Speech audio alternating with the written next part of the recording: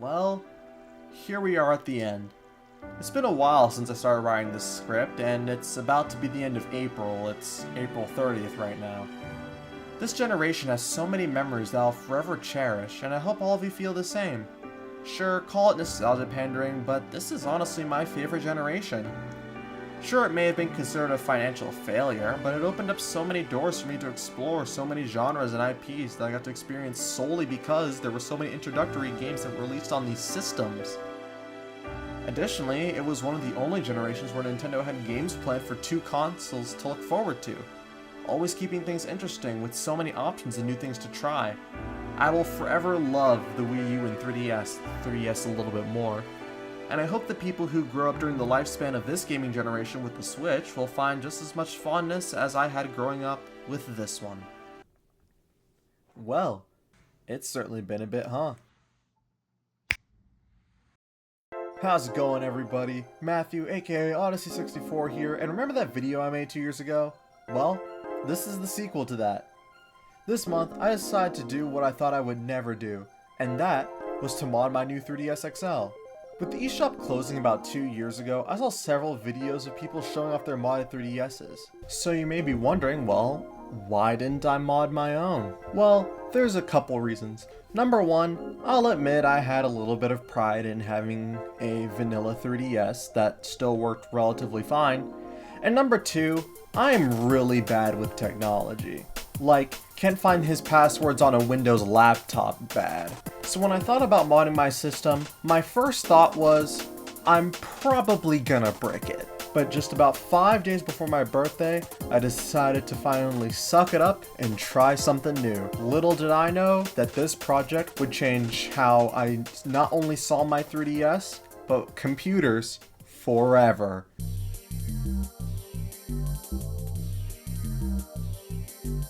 So the first day was surprisingly the simple part, and that was just installing the firmware.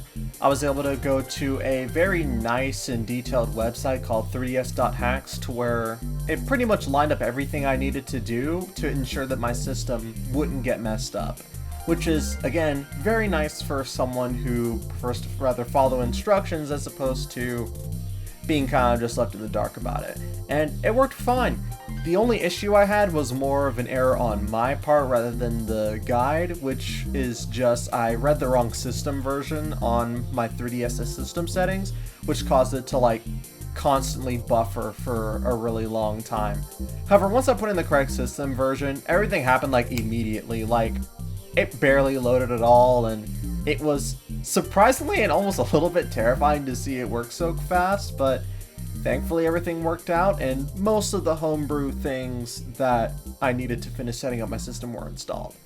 But then after that, it was time for probably the most important thing to me about modding my system, and that was the games.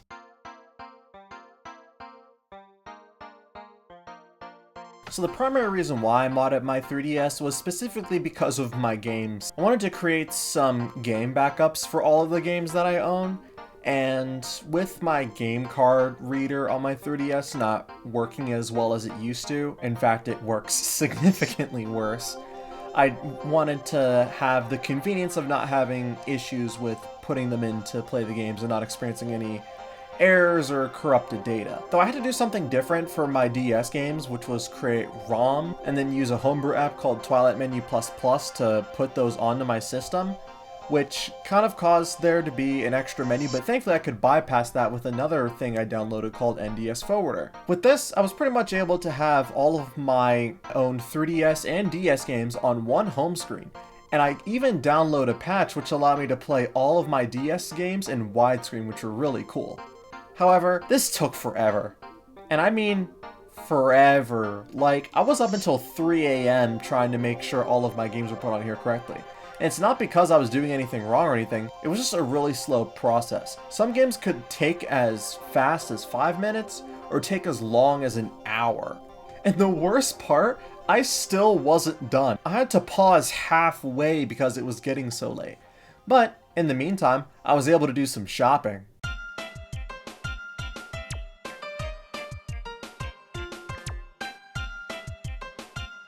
And And by shopping, I mean looking for themes on Theme Plaza, which is a really nice website that compiles a bunch of community-made custom themes and startup screens for your system. And it's really easy to download them too.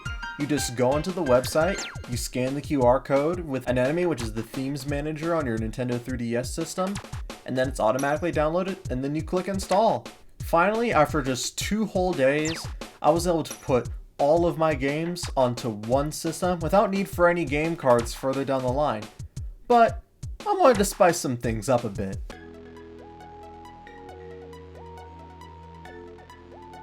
So I've always been interested in game mods. I've seen so many that my friends downloaded on Super Smash Bros. Ultimate that I kind of wanted to download some of my own on my 3DS.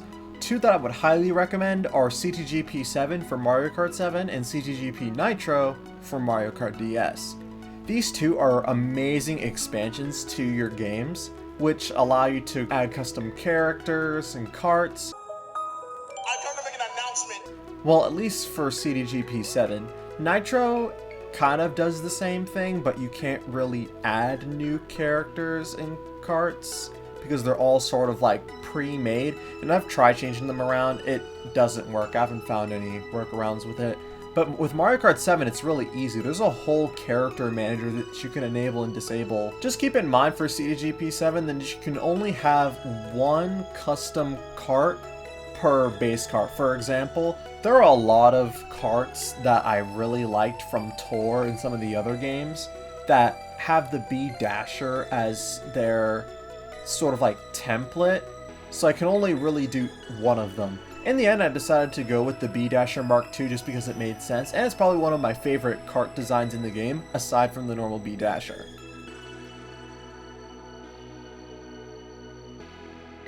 Alright, so these took an entire separate day, mainly because, I don't know why, but I was having so many issues trying to get this to work. But after spending all of these other days trying to get all of this stuff together, I felt like I worked myself up to doing ROM hacks.